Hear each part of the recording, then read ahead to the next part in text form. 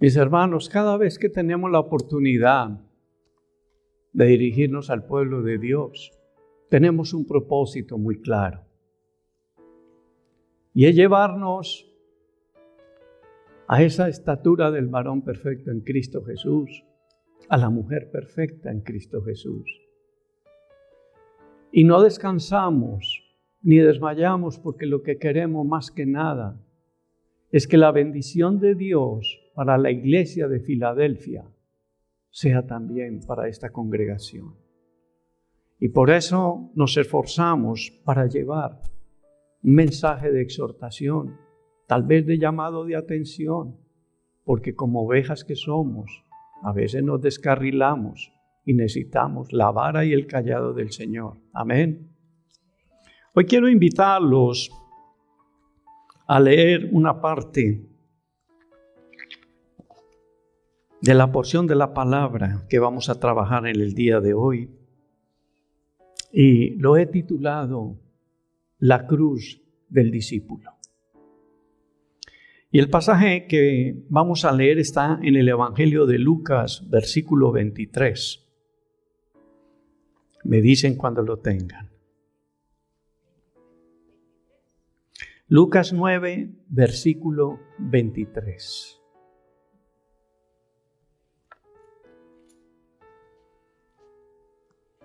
Y la palabra la leemos en el nombre del Padre, del Hijo y del Espíritu Santo. Y decía a todos: si alguno quiere venir en pos de mí, niéguese a sí mismo, tome su cruz cada día y sígame. Bendito Padre, sabemos que tu palabra corre en nuestro corazón porque ya la has sellado allí. Porque sabemos, Señor, que tu llamado es para todos aquellos que quieren ser partícipes de tu familia, la familia de Dios. Esa familia que te provocó formar desde antes de la fundación del mundo. Y hoy, como tus hijos escogidos, nos rendimos ante ti y a tu palabra para que corra como manantial de vida en cada uno de nosotros. Hoy te rogamos, Señor mío, para que podamos ser y crecer así como tú quieres que seamos y que crezcamos en tu precioso cuerpo, el cuerpo de Cristo, la iglesia. Y es en el nombre de Jesús que te pido la administración de tu Santo Espíritu en este lugar. Amén. Amén. Pueden sentarse, mis hermanos. Ante esta palabra que acabamos de leer, si Jesús estuviera hoy aquí delante de ti, delante de mí, y te expresara las palabras que acabamos de leer, ¿estarías dispuesto a seguirlo como Él lo pide? Sin lugar a dudas, esta es una de las porciones, de las expresiones más fuertes que existen en los evangelios de parte de nuestro Señor Jesús para la iglesia. Sin lugar a dudas, la interpretación que le podíamos dar a estas palabras en este pasaje de Jesús nos lleva a hacernos otra pregunta muy importante. ¿Quién es Jesús en tu vida? ¿O qué piensas tú de Jesús? El contexto de esta palabra en Lucas 9, vamos a mirarlo de una manera como un escenario que el Señor Jesús nos muestra para que podamos entender el trasfondo y el contexto de lo que explica Lucas 9:23, para que el Señor Jesús ya entrara a darnos la revelación del verdadero propósito de su ministerio, del verdadero propósito de su venida, como Jesús, el Hijo de Dios, el Dios viviente, a traer la bendición y a traer también la salvación. Y el contexto de esta palabra la vemos mucho más clara en el Evangelio de Marcos capítulo 8. Quiero que vayan allí y dejen la Biblia en ese lugar, porque ahí es donde vamos a trabajar la enseñanza de hoy. Marcos 8, versículo 27 al 38. Dice así: Salieron Jesús y sus discípulos por las aldeas de Cesarea de Filipo, y en el camino preguntó a sus discípulos diciéndoles: ¿quién dicen los hombres que soy yo? Ellos respondieron: unos, Juan el Bautista, otros, Elías, y otros, alguno de los profetas. Entonces él les dijo: ¿y vosotros quién decís que soy? Respondiendo Pedro, le dijo: tú eres el Cristo. Pero él les mandó que no dijesen esto de él a ninguno. Comenzó a enseñarles que le era necesario al Hijo del Hombre padecer mucho y ser desechado por los ancianos y por los principales sacerdotes y por los escribas, y ser muerto y resucitar después de 3 días. Esto les decía claramente. Entonces Pedro le tomó aparte y comenzó a reconvenirle. Pero él, volviéndose y mirando a los discípulos, respondió a Pedro diciendo: quítate delante de mí, Satanás, porque no pones la mira en las cosas de Dios, sino en las de los hombres. Y llamando a la gente y a sus discípulos, les dijo: si alguno quiere venir en pos de mí, niéguese a sí mismo y tome su cruz y sígame. Porque todo el que quiera salvar su vida, la perderá. Y todo el que pierda su vida por causa de mí y del evangelio, la salvará.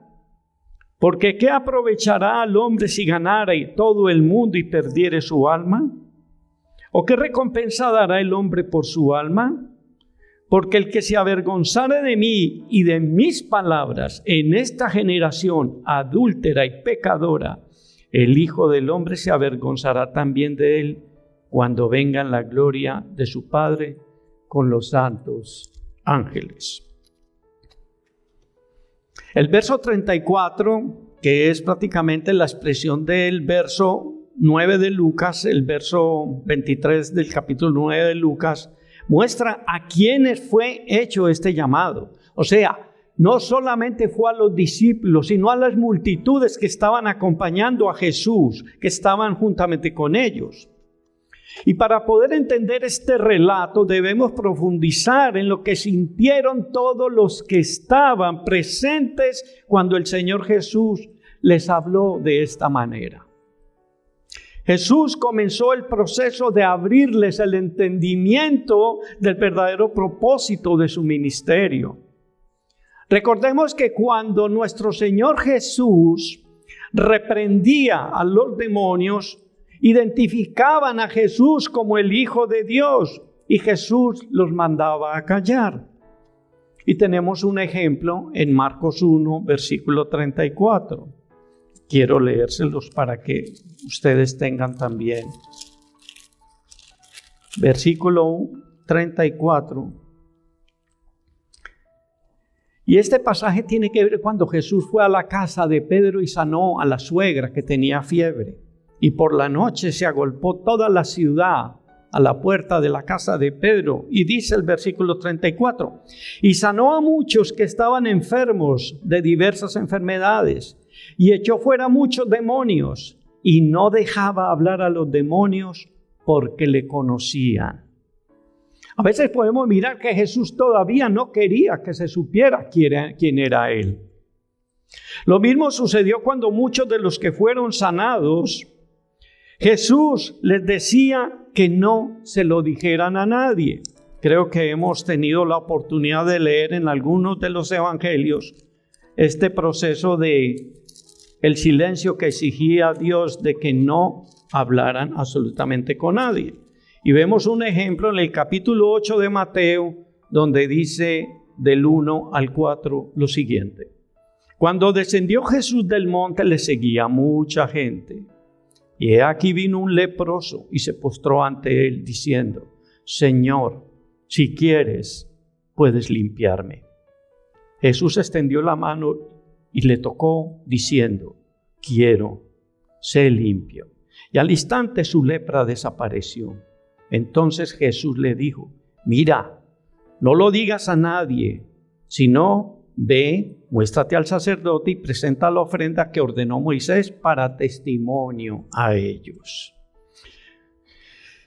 Pero llegaría el momento cuando nuestro Señor Jesús revelaría la verdadera identidad de Él primeramente a sus discípulos. Y como vimos en el versículo 27 de Marcos 8, que ya lo leímos acá, donde dice: ¿quién dice los hombres que soy yo? Y vosotros, ¿quién decís que soy yo? Pedro le dijo: tú eres el Cristo. En Juan 6, 68, Pedro le dice que él y ellos, los discípulos, creen que él es el Cristo, el Hijo del Dios viviente. En Mateo 16, versículo 17, Jesús le dice a Pedro: bienaventurado eres, Simón, hijo de Jonás, porque no te lo ha revelado carne ni sangre, sino mi Padre que está en los cielos. Al momento de hablar a la gente de su llamado, o sea, si alguno quiere venir en pos de mí, niéguese a sí mismo y tome su cruz y sígame, muchos comenzaron a alejarse de Jesús. Muchos en aquel entonces no entendieron ni tenían claro en su mente las palabras de Jesús. Lo mismo pasa en el cristianismo de hoy con esta enseñanza de nuestro Señor. Las personas hoy en día no entienden muy bien la aplicación de esta palabra para su vida cristiana. ¿Cómo debería ser su comportamiento como discípulo de Jesús? Vamos a entrar a desglosar poco a poco cómo el llamado de Jesús implica la renuncia a muchas de las cosas que nos tienen atados para que tengamos una verdadera relación con nuestro Señor Jesús, que podamos serle agradable a Él, porque es el llamado de Él y cómo quiere que sus hijos caminen. No sabemos exactamente dónde se perdió el verdadero sentido de esta enseñanza, que Jesús la dejó como directriz para los que son llamados. Cuando en otros pasajes bíblicos, por cierto, de los evangelios se nos ilustra el significado de las palabras de Jesús. Uno de ellos lo conocemos bastante, que es Mateo 7, versículo 14. Porque estrecha es la puerta y angosto el camino que lleva a la vida. Y pocos, a mí me aterra esa palabra, pocos son los que la hallan. Volviendo al pasaje de Marcos, donde Jesús es revelado a los discípulos como el Cristo, Él les habla por primera vez del propósito de su ministerio, que es el versículo 31. Y comenzó a enseñarles que le era necesario al Hijo del Hombre padecer mucho y ser desechado por los ancianos, por los principales sacerdotes y por los escribas, y ser muerto y resucitar después de 3 días. Esto les decía claramente. La contradicción que se produjo en la mente de los discípulos, me imagino que fue algo muy aterrador. Ellos esperaban otra cosa de Jesús, menos lo que acababan de oír. Cuando entramos a desglosar, a desmenuzar, a escudriñar la palabra y nos ponemos en los pies de aquellos que fueron protagonistas de las palabras de Jesús, yo me pregunto, nosotros cómo actuaríamos si estuviéramos en ese escenario. Sus palabras fueron como golpe de martillo. Jesús dijo que tenía que morir. Era necesario que muriera. Pero si esto no fue suficiente para los oídos de sus discípulos, las palabras de Jesús cuando llama al pueblo, cuando llama a la multitud, fueron la tapa del pomo. Si alguno quiere venir en pos de mí, niéguese a sí mismo, tome su cruz cada día y sígame. Aquí Jesús ya no solo les estaba hablando de su muerte en una cruz, sino que les empezó a hablar de la cruz que debía llevar cada persona que estaba dispuesta a ser su discípulo. En otras palabras, podríamos expresarlo de la siguiente manera: mi cruz es para vuestra salvación, pero la tuya es para testificar de mí con tu estilo de vida. Jesús, cuando llama a la multitud en su deseo de hacerles conocer y que entendieran su llamado a abrazar la cruz, era conocerlo a Él y seguirlo a Él. Pero hoy en día muchos que hemos seguido a Cristo no alcanzamos a saber o entender hasta dónde es el compromiso de ese llamado. Jesús tiene muchos que aman su reino celestial, pero pocos que lleven su cruz. Recordemos lo que era la cruz en los tiempos de Jesús. El Imperio Romano tenía estipulado la muerte de cruz para los delincuentes más peligrosos y para todos aquellos que eran enemigos del Estado. Era un estilo de muerte cruel. Nadie en aquella época llevaba una cruz como símbolo de la muerte de Jesús. Para nuestros tiempos, la cruz se ha convertido casi en un adorno en nuestro cuerpo, ya sea en el cuello o como aretes en las orejas. Y esto hace que pierda valor como símbolo de ser verdaderos seguidores de Cristo. Para el pueblo hebreo era maldito todo aquel que fuera colgado de un madero. Y si miramos el significado de ambos lados, o sea, tanto romanos como hebreos, el trasfondo de las palabras de Jesús de tomar su cruz y seguirle tenía un precio. En sus palabras el Señor les había expresado que en Jerusalén le esperaba una cruz, pero para todos sus discípulos una cruz de vida. Las palabras de Jesús son un llamado radical y transformador, donde tomar la cruz significaba morir, pero sus palabras estaban encausadas a algo más profundo, y era morir al yo. ¿Recuerdan? Niéguete a ti mismo, morir a ese yo.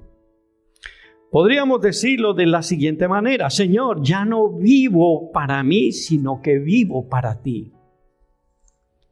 Cuando morimos a nuestra propia vida, encontramos la verdadera vida. Escuchaba a alguien decir que cuando se vuelve difícil la vida cristiana es porque el yo todavía está vivo. Y la vida cristiana se hace más fácil cuando ese yo ya ha muerto. Marcos 8:35. Porque todo el que quiera salvar su vida, la perderá. Y todo el que pierda su vida por causa de mí, del evangelio, la salvará. ¿Cómo es que dicen por ahí un piripare? Que aquí Jesús nos está diciendo que si perdemos, ganamos. Pero si ganas, tú pierdes. Solo cuando soltamos el control podemos disfrutar de la plenitud de Dios. Mire lo que dice el apóstol Pablo en Gálatas 2:20, y se los leo. Gálatas 2:20, que es una palabra hermosa también.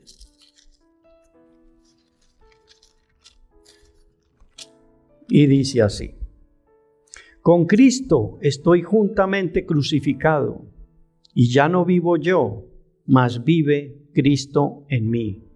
Y lo que ahora vivo en la carne, lo vivo en la fe del Hijo de Dios, el cual me amó y se entregó a sí mismo por mí. No sé si ustedes han analizado esta porción de la palabra. Jesús se entregó por cada uno de nosotros. Somos privilegiados, porque si bien se convierte en un misterio el por qué tú estás aquí escuchando la voz de Dios, o por qué asistimos a una congregación, es porque ese llamado está como lámpara encendida en el corazón de cada uno de nosotros.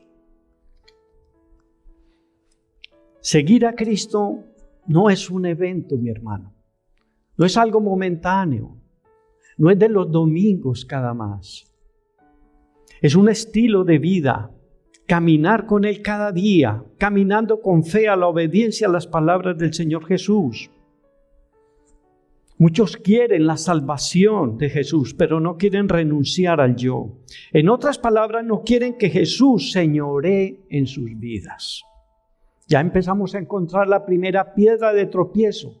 ¿Por qué la palabra del Señor nos está cumpliendo muchas veces en nosotros? ¿O por qué seguimos como seguimos? La diferencia entre un creyente y un discípulo es radical. Voy a enumerar 3.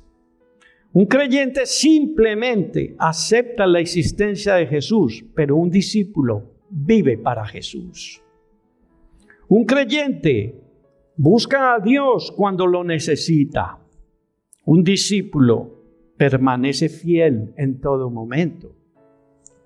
Un creyente quiere las bendiciones de Dios. Un discípulo acepta la voluntad de Dios, así eso implique un sacrificio. El requisito para seguir a Jesús como discípulos está estipulado en el verso 34, que ya lo leímos. Jesús les está hablando a aquellos que lo van a seguir como discípulos, no como creyentes. Mire, Santiago nos dice que los demonios creen y tiemblan, pero los demonios no siguen a Jesús.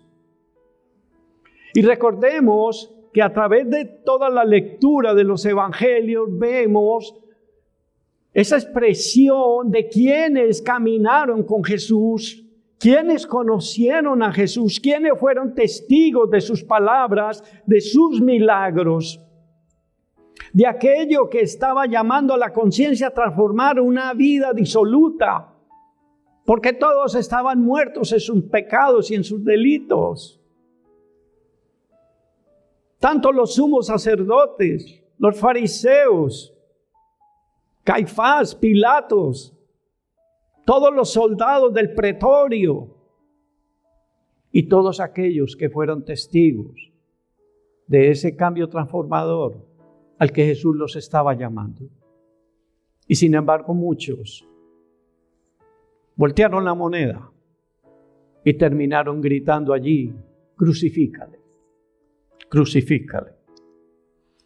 Muchas personas dicen ser creyentes, que hicieron profesión de fe mediante una oración, pero en sus vidas no existe evidencia de un discipulado real que muestre un cambio en sus vidas como testimonio de que Cristo vive en sus corazones. La falta de compromiso, póngale atención a esto, la falta de compromiso es la mayor evidencia de la ausencia de un discipulado en el creyente. La sumisión a la voluntad de Dios es el acto de obediencia que trae paz y tranquilidad al corazón del discípulo en medio de la tormenta. Jesús nos dio su ejemplo cuando Él ora al Padre en el jardín de Getsemaní. Mateo 26, 42, que dice así: Padre mío, si no puede pasar de mí esta copa sin que yo la beba, hágase tu voluntad. Allí había una sumisión, había una rendición a la voluntad del Padre en la vida de Él. Cuando nosotros nos negamos a nosotros mismos, la obediencia trae como resultado una actitud interna que nos permite obedecer con gozo y disfrutar de paz interior. Esto solo va a suceder cuando nuestro corazón abrace el hecho de que no se trata de mí, sino que se trata de la causa de nuestro Señor Jesucristo y de su reino. Solamente así podremos negarnos a nosotros mismos de manera más fácil con la ayuda del Espíritu Santo que mora en nosotros. Negarnos a nosotros mismos es abrirle paso al señorío de Cristo en nuestras vidas. Dios en algún momento va a poner a prueba nuestro discipulado para ver qué decisión voy a tomar con respecto a la idolatría del yo y el señorío de Jesús. Dios sabe muy bien qué cosas son piedra de tropiezo para caminar de la mano de Jesús. Y si no, miremos Lucas 14, 25, 27. Lucas 14, 25, 27.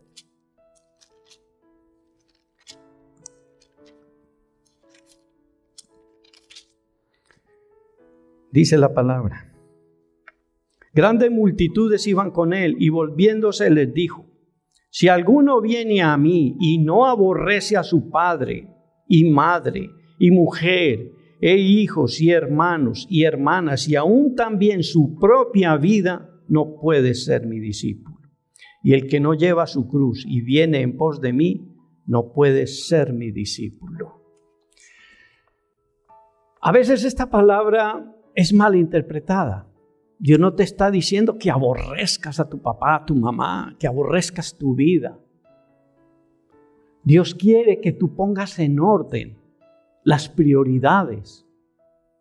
Porque como dice el primer mandamiento, amarás a Dios por sobre todas las cosas, con todas tus fuerzas, con toda tu mente y con todo tu corazón. Pero a veces la balanza se va para el otro lado. Yo he conversado mucho con el pastor y he hablado también de cómo, no por voluntad propia, mi hermano, nosotros queremos mucho a los nuestros y venimos de una vida, de un trasfondo muy apartado del llamado de Dios. Y sin embargo, hemos aprendido a darle el verdadero lugar a nuestro Señor Jesús en las poquitas cosas que tenemos como congregación para exaltar su santo nombre, como el día de hoy. Esa antigua vida sin Cristo, de verdad que uno cuando mira para atrás no es para recordar, es para ver de dónde nos sacó el Señor. Yo no sé tu historia, cada uno de ustedes es como un libro y tiene sus capítulos, pero el llamado a estar aquí para conocer, escuchar la voz de Dios a través de su palabra, es que cada uno de nosotros reflexionemos. ¿De verdad yo ya estoy donde Jesús quiere que yo esté? ¿Qué nos está faltando? Hemos hablado del compromiso. La falta de compromiso es una de las cosas. Si ponemos en una balanza a nuestro Señor Jesús en un lado y en el otro, mis otras relaciones, sean familiares, sean laborales, sean mis vecinos, la de Cristo tiene que pesar más que las demás. Es darle el verdadero lugar a Jesús en nuestra vida. No se trata de que, mamá, te tengo que aborrecer, no me hables, te aborrezco. No, de eso no está hablando Jesús. Es darle el lugar a cada cual. Ahí es donde vemos el compromiso con la obra del reino de Dios. Jesús mismo pasó por esta situación relatada en Mateo 12, 46, 50. Todos conocemos este pasaje. Cuando Jesús estaba reunido en una casa, había mucha gente. Y vino su madre, María, con sus otros hijos. Y como no podían entrar, le mandaron razón. Señor, tu madre y tus hermanos están afuera, quieren hablarte. La expresión de Jesús para aquellos también creo que nos cogería a todos nosotros fuera de base. ¿Quién es mi madre y mis hermanos y mis hermanas? Ustedes, todos ustedes aquí son mis hermanos y mis hermanas. Usted no sabe en el amor y el aprecio en Cristo Jesús que tengo por cada uno de ustedes. Lo mismo el pastor a pesar de que esté como esté, todo apurriadito, pero les cuento que él viene porque los quiere ver a ustedes. Ese es el amor de Cristo. Ese es un amor ágape. Es un amor que el mundo no conoce. Dios a través de Jesús nos está expresando que Él no admite ningún tipo de competencia con su obra y con su señorío. Para Él no existe el cristianismo de medio tiempo, mis hermanos. Así que si usted está aquí como un part-time, le pido el favor que lo analice. Lo descrito en Lucas 9, 59 y 62, vamos a recordar este par de varones que le dijeron a Jesús que querían seguirlo, pero que primero dejara que enterrara a su padre. No era que su padre ya había muerto, sino que le estaba pidiendo permiso para que lo podía seguir a Jesús cuando su padre muriera y él lo enterrara. La expresión de Jesús es también fuerte, inclusive para nosotros en el día de hoy. Deja que los muertos entierren a sus muertos y ven y sígueme. Hubo otro que le dijo: Señor, te seguiré, pero déjame, yo me despido de mis parientes. Y Jesús le dice: mira, todo aquel que pone la mano en el arado y está mirando hacia atrás no es digno de mi reino. ¿Hasta dónde el Señor Jesús, con el pasaje inicial que leímos, está exigiendo este tipo de sacrificios que fue evidente en los tiempos de los apóstoles después de que Jesús ascendió al cielo? Fue demasiado evidente inclusive en las persecuciones de los primeros siglos y aún inclusive del siglo X al XI hasta el XV o XVI. Esas persecuciones nosotros no las estamos sufriendo, pero tenemos que tener también mucho cuidado, porque cuando venga la prueba de negar o de aceptar a Jesús como nuestro Señor y Salvador, por causa de la persecución, mi hermano, todos nos vamos a presentar delante de Él. Y su palabra, como lo dice Él muy claro, es la que nos va a juzgar. Él no nos va a juzgar. Es su palabra la que nos va a juzgar. Para los que vivimos en estos tiempos de hoy, y creo que todos nos identificamos con esto, con los afanes de la vida y el estrés que genera las diferentes circunstancias que tenemos delante en nuestro diario vivir, los trancones, cómo perdemos de tiempo montados en un carro. Es imperativo refugiarnos de todas estas cosas que nos roban la paz y la tranquilidad. Nunca le pida a Dios paciencia, porque le va a mandar situaciones que le van a sacar la paciencia. Y ese refugio que tanto necesita nuestra sociedad y la humanidad, la encontramos en nuestro Señor Jesús. Todos conocemos ese versículo de memoria, Mateo 11:28. Venid a mí, los que estáis cansados y cargados, y hallaréis descanso para vuestras almas. El Salmo 61:3 también habla de que Él es nuestro refugio. Ese refugio que tanto necesitamos cuando nos sentimos agobiados. Pero ¿hasta dónde llegan las implicaciones del discipulado cuando Jesús dice que todo el que pierda su vida por causa de Él la salvará? Esta es la promesa que Dios tiene para esos discípulos comprometidos. Y ese compromiso está muy bien especificado en las Escrituras cuando dice en Filipenses 1:29, yo sé que el pastor y Pedro se lo saben de memoria. Dice, porque a vosotros os es concedido a causa de Cristo, no solo que creáis en Él. Mire mi hermano, es una concesión el hecho de que usted esté aquí. Es una concesión de parte de Dios. Ni pregunte cómo pasó. No solo que creáis en Él, sino también que padezcáis por Él. Porque a vosotros os es concedido. Mira tú. La iglesia de hoy está viviendo un cristianismo un poquito egocéntrico. Un cristianismo que no concibe qué parte del llamado tuyo y mío es un llamado al sufrimiento. Aquí ya hemos predicado sobre lo que llamamos el desierto en la vida de cada uno de nosotros. Cómo el sufrimiento es una manera en que Dios quiere mirarte cara a cara y quiere tener un trato contigo. Acordémonos que somos llamados a alabar a Dios, no solamente cuando las cosas están bien, sino cuando las cosas no parecen que caminan bien. Seguir a Jesús implica riesgos, implica dejar la zona de confort. Hoy se largó el agua, gloria a Dios, ustedes llegaron.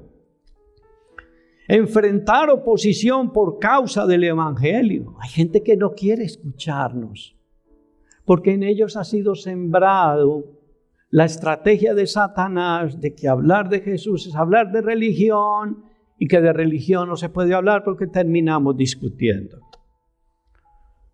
Perder amistades o incluso sufrir rechazo en la familia o en el lugar de trabajo. Cuando tomas tu cruz y decides confiar en Dios, Él te da una vida que el mundo no te puede ofrecer. ¿Y saben qué es lo más triste? Que las personas que quieren evitar esta parte donde Dios dice que es necesario que padezcamos o que pasemos por pruebas. Es necesario padecer aflicciones por causa de Él también. Es el hecho que mucha gente no quiere venir a Cristo porque no quieren sufrir. Mis hermanos, no hay peor cosa que sufrir sin Cristo en el corazón. El verdadero discípulo de Jesús no encaja en este mundo de hoy, porque no camina como el mundo camina. Ser discípulo de Jesús no es muy popular, no se acomoda a las tendencias del mundo. Jesús lo expresó mucho en Juan 17, pasaje que también hemos leído bastante aquí.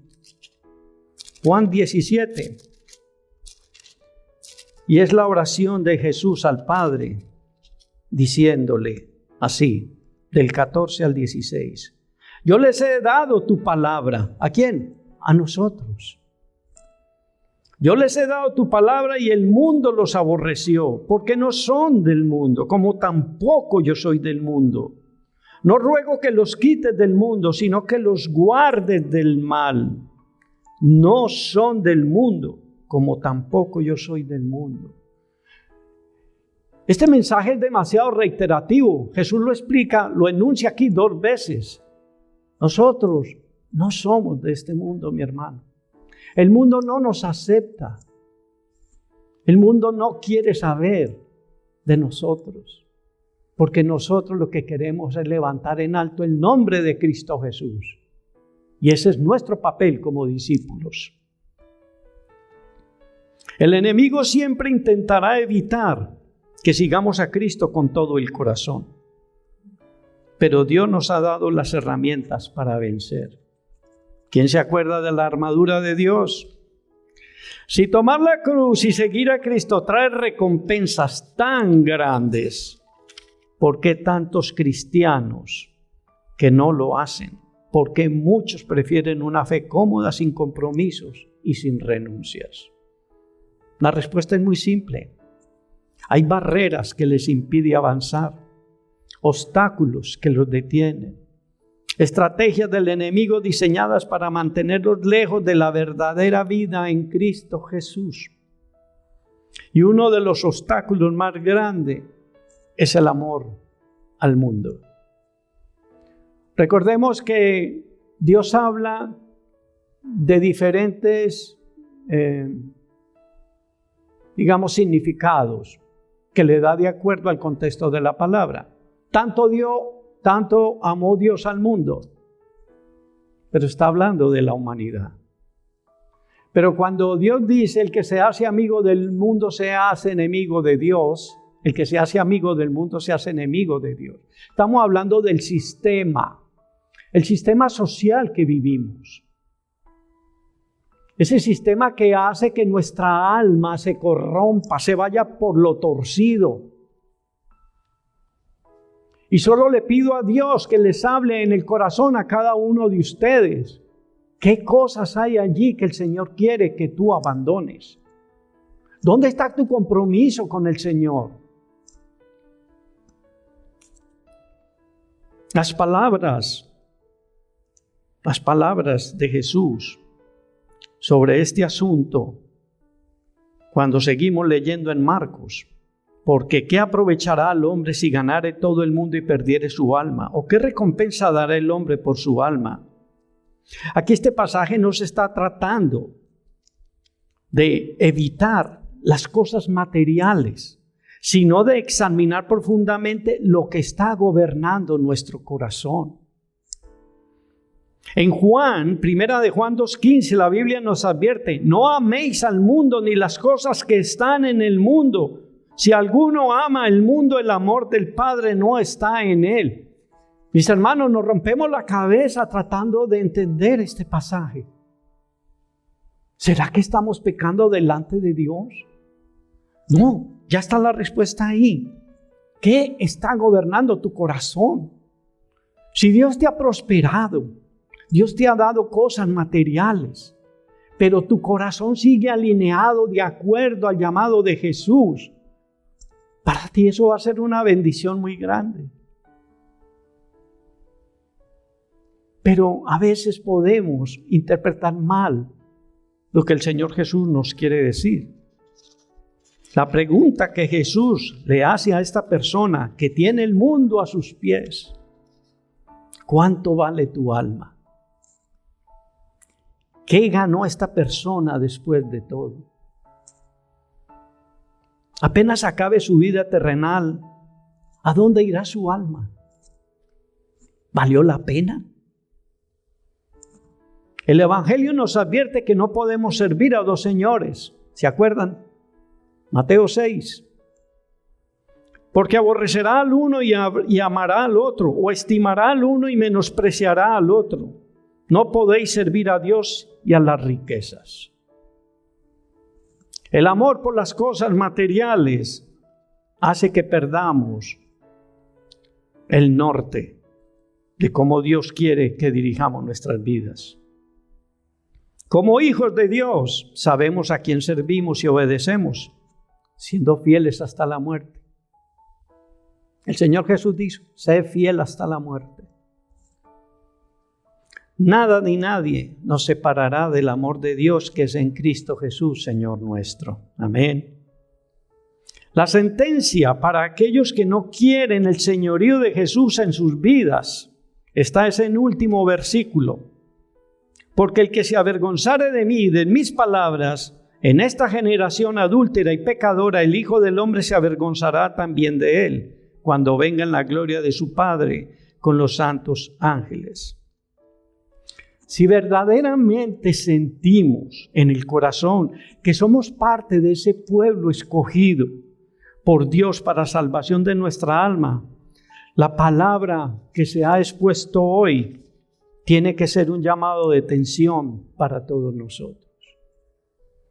Jesús está esperando algo más de cualquiera que lo haya confesado como Señor y Salvador. Negarnos a nosotros mismos, cargar cada uno su cruz, implica seguir las pisadas del Maestro.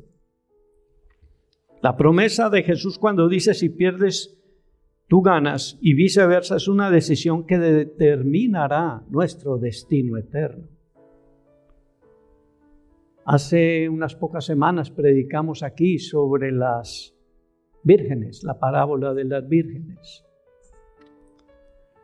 Y eso también es un llamado de atención para cada uno de nosotros. Sin embargo, podemos contar con la ayuda del Señor Jesús cuando Él nos promete en Isaías 41:10: no temas porque yo estoy contigo, no desmayes porque yo soy tu Dios que te esfuerzo, siempre te ayudaré, siempre te sustentaré con la diestra de mi justicia. Pero Dios no quita lo que da, ni deja empezadas las cosas que comenzó. La esperanza divina la tenemos en Filipenses 1:6. estando persuadido de esto, que el que comenzó en vosotros la buena obra, la perfeccionará hasta el día de Cristo Jesús. Pongámonos de pie.